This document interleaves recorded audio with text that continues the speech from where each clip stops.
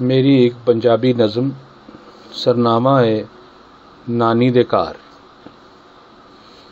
नानी दे घर कोठे ते कोहणियां पार, बनेरे तो चुक के दूर परे पैलियां विचों लंघदी रेल गड्डी नूं तकदियां, वाह नाल लक तो कमीज़ उड्डी ते एक चिड़ी आके मेरे लक ते बह गई सी।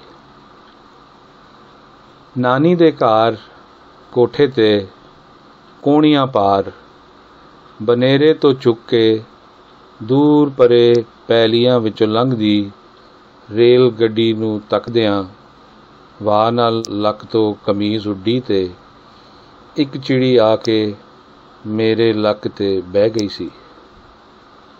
उस कोठे दे फर्श ते बणियां बनियां उत्ते ऊंचम नीचम खेडदे खेडदियां मामू दे वड्डे स्पूलां आले टेप रिकॉर्डर नाल अपणियां आवाज़ां भर के सुणदियां सारा दिन लंघ जांदा।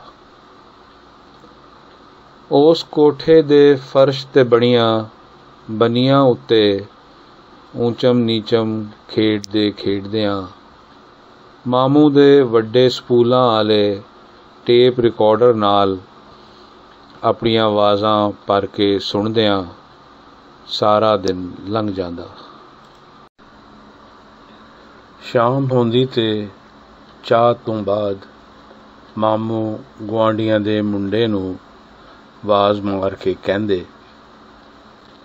शाम होंदी ते चाह तो बाद मामू गुआंढियां दे मुंडे नूं आवाज़ मार के कहंदे, ओए गुड्डी बल्ली सैकल ते जा ते फटाफट टांगा लै आ।